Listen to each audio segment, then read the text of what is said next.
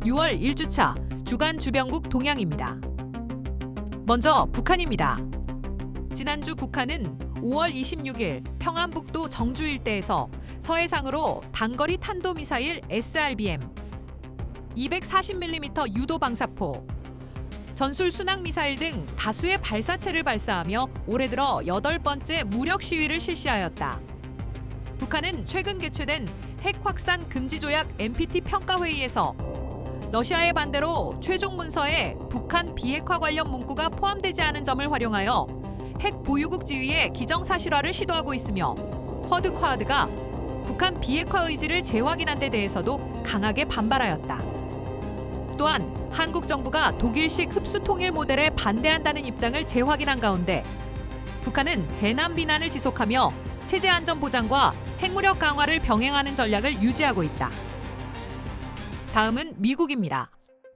미국은 이란에 대한 강력한 억제 정책을 유지하는 가운데 필요시 군사적 대응도 배제하지 않겠다는 입장을 재차 강조하였다. 미국 재무부는 대규모 이란 관련 가상자산 압류 사실을 발표하며 대이란 압박을 강화하였으며 핵무기 개발 중단과 호르무즈 해협의 안정적 개방을 미국의 핵심 국가 이익으로 규정하였다. 동시에 2027 회계연도 국방수권법 NDAA 초안에서는 주한미군 28,500명 유지 조항이 더욱 강화되었으며 미국은 한국의 전시작전 통제권 전환 의지를 존중하면서도 연합방위 태세의 안정적 유지 필요성을 강조하였다. 이는 미국이 중동, 유럽, 인도 태평양을 동시에 관리해야 하는 전략적 부담 속에서도 한반도를 여전히 핵심 안보 지역으로 인식하고 있음을 보여준다. 이어서 일본입니다.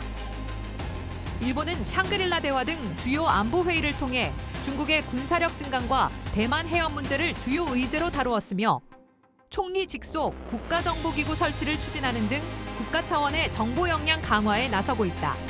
또한 첨단 기술 유출 방지를 위한 일본형 CFIUS 체계 구축을 추진하는 한편 미국, 프랑스 등과의 다국적 연합훈련에 적극 참여하고 있다.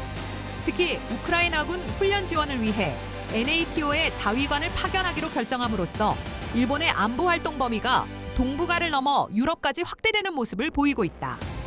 중국의 동향입니다. 중국은 파키스탄과 정상회담을 개최하여 이란 문제를 포함한 국제 현안에 대한 협력을 강화하였으며 유인 우주선 선저우 23호를 성공적으로 캥궁 우주정거장에 도킹시키는 등 우주 역량 발전을 지속하고 있다. 군사 분야에서는 장여우샤 중앙군사위원회 부주석이 파키스탄군 수뇌부와 협력을 논의하는 등 전략적 파트너십을 확대하고 있으며 대만 국가안전회의는 중국이 미중 정상회담 직후 제1도련선 주변에 대규모 해군 세력을 전개했다고 발표하였다.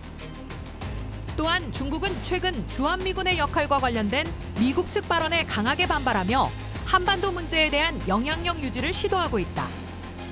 마지막으로 러시아입니다. 러시아는 우크라이나 전선에서 공세를 지속하는 가운데 장거리 미사일과 드론 공격을 확대하고 있다. 푸틴 대통령은 해외 체류 러시아 국민 보호를 명분으로 군사력 사용을 허용하는 법안을 서명하였으며 집단안보조약기구 CSTO 회의를 통해 서방에 대한 경고 메시지를 발신하였다. 이에 대응하여 우크라이나는 함지가 어려운 저소음 드론과 AI 기반 무인 체계 운용을 확대하며 전장의 주도권 확보를 시도하고 있다. 전쟁이 장기화되면서 양측 모두 병력 중심 전쟁에서 첨단 무인 체계 중심의 전쟁으로 빠르게 전환하는 모습을 보이고 있다. 종합평가입니다.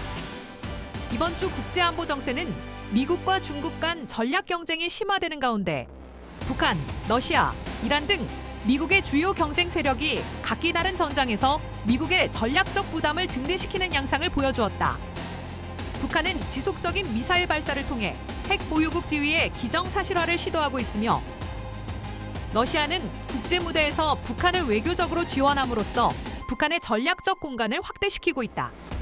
중국은 대만 주변 군사 활동을 강화하는 동시에 파키스탄 및 이란과의 협력을 확대하며 미국 중심의 국제 질서에 대한 견제 수위를 높이고 있다.